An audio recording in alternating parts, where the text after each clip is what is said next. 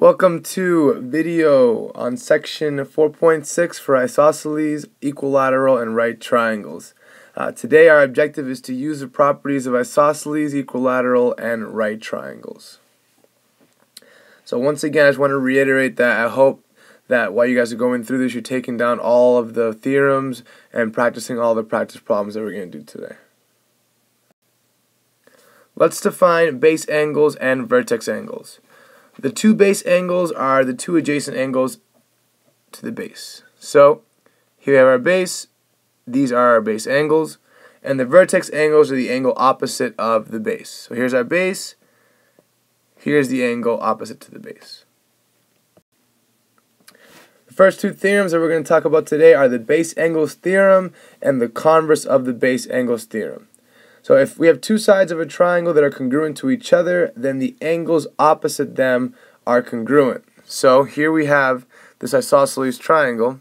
So if these two sides are congruent, then we know that these base angles are congruent as well. Now the converse of the base angles theorem is now concerned with the angles first. So for this theorem right here, we're looking at sides first, and then talking about angles. Remember, when we do the converse, we switch them. So for here, we're talking about angles initially, and then making a conclusion about the sides. So the converse of the base angles theorem tells us that if two angles of a triangle are congruent, then the sides opposite them are congruent. So if first thing we know is that this angle is congruent to that angle, then we can make the assumption that side AB is congruent to side AC. So we're going to study two corollaries to the theorems, 4.6 and 4.7. So we know that if a triangle is equilateral, then it is equiangular, and if a triangle is equiangular, then it is equilateral. So we know that a triangle, the sum of the interior angles needs to be 180. So we know that if it's equiangular, then each angle needs to be the same, meaning each angle needs to be 60.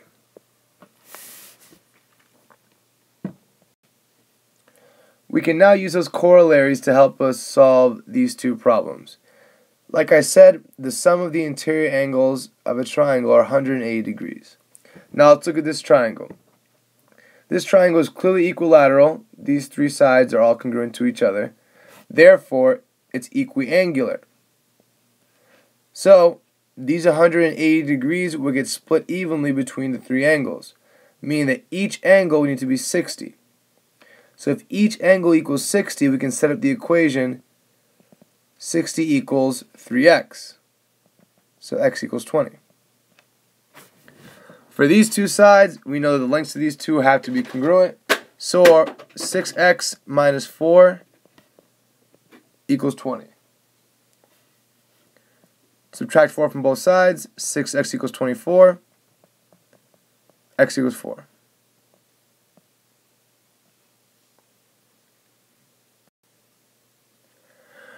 So we can use the concept of equilateral triangles and isosceles triangles to help us out to solve this one. So here, up on the top, we have this equilateral triangle. So we know that this number here is 3. So we know this side is 3, and we know this side is 3 as well. Now, if this side here is congruent to this side, and this side is 4, that means this whole side is 3 plus 4, which equals 7. Now we know that this side here and this side right here, they're both congruent. So that means this side also equals 4. So this entire side is 3 plus 4, which is 7. So 7, 7, and 7. This entire thing is an equilateral triangle. So let me just erase, because you might have lost what we want to do. We want to solve for x and for y. So we said that y has to equal 4, and if x is this angle and it's an equilateral triangle, we know that x needs to equal 60.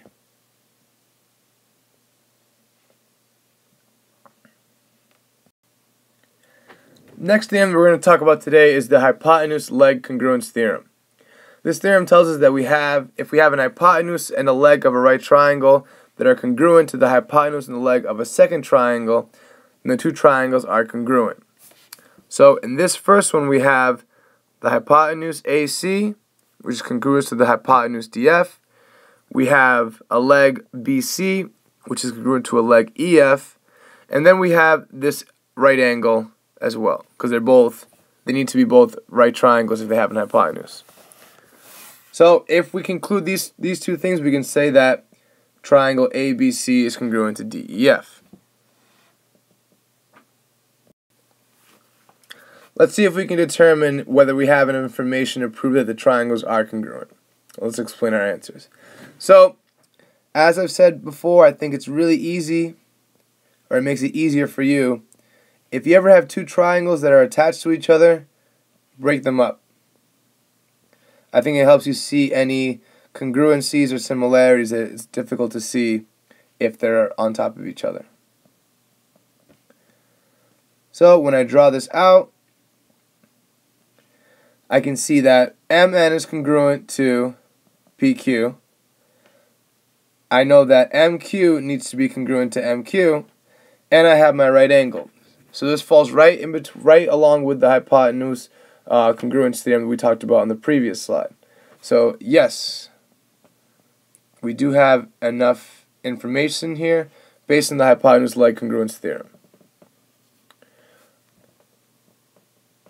Okay, for number 6, we have two triangles here that are equiangular, so we know that they're also equilateral. If all the sides are congruent, then that tells us that these two triangles are congruent. All the sides are congruent, all the angles are congruent. All the corresponding parts are congruent.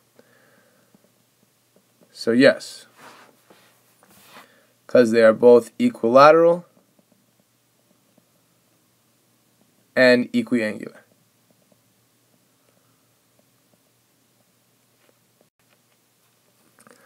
Now on this next one, we have this triangle right here, ABC, that has an angle, and a side.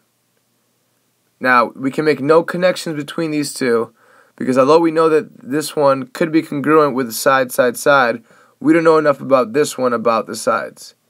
So we say not enough information.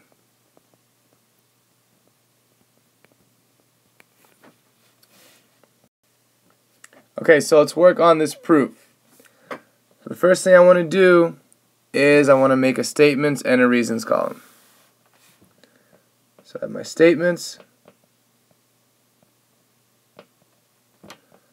and my reasons. I want to break up these two triangles first. I have triangle KLJ here, which is this top one, and then I have triangle KLM. Now I know from my givens that angle JKL and MLK are congruent, they both equal 90. So I'll mark that up here. I know that JKL equals 90, and I know that MLK equals 90 as well. Now I know that JL is congruent to MK, so I know I can say JL is congruent to MK. So let's see what else we can conclude from these two images. Well, we can already say that KL is congruent to KL. So already in our diagram over here, we see the hypotenuse leg congruence theorem working. So we just got to figure out how to say that in proof form. So we're going to state our givens. We're going to state that the measure of JKL is equal to the measure of MLK, which is equal to 90. And we know that JL is congruent to MK. And this is given to us. Now, the next conclusion that we're going to make is this KL segment, which we stated. So now we know that KL is congruent to KL. And that's because of the reflexive property.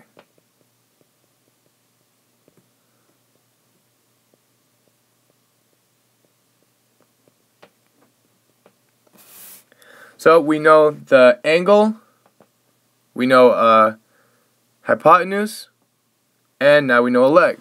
So that's enough for us to say that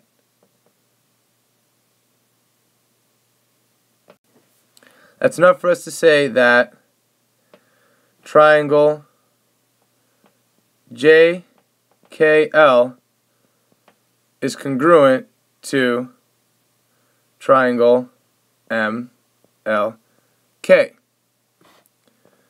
We can say it because of the hypotenuse leg theorem.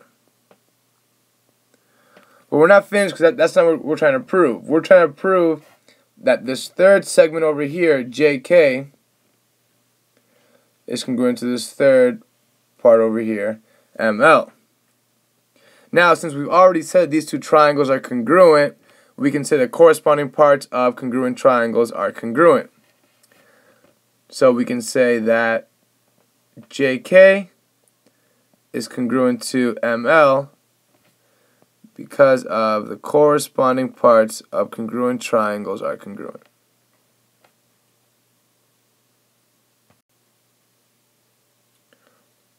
Okay, this one I want you to take a second to work on your own, and then pause the video and then come back and see how you did.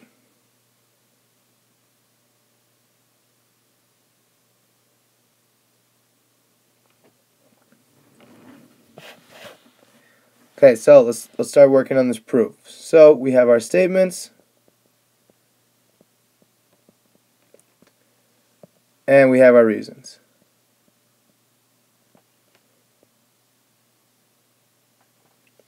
So first thing we want to do is mark up our diagram as much as possible.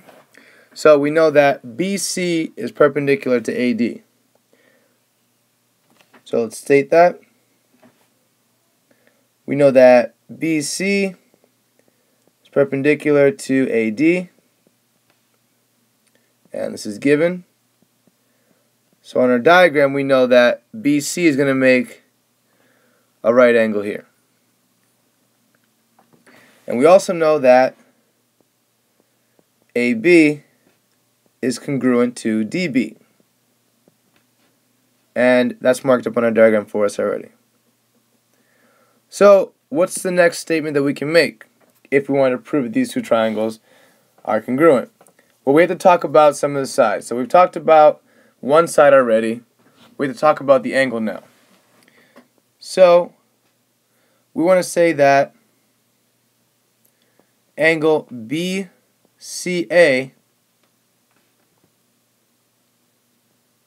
equals 90 degrees.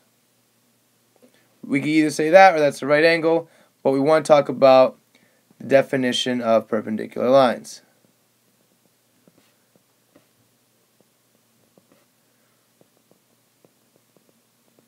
As abbreviated here, the symbol will say perpendicular lines. So now we know that BCA equals 90, but we also know that angle BCD equals 90. And we can leave those into the same statement. So now we have a hypotenuse, two right angles, and we can say that BC is congruent to itself.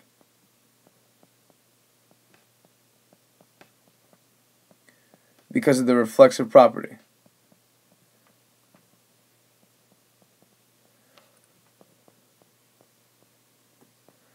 Now we have a hypotenuse, a leg, and an angle, so we can say that triangle ABC is congruent to triangle DBC because of the hypotenuse leg congruence theorem.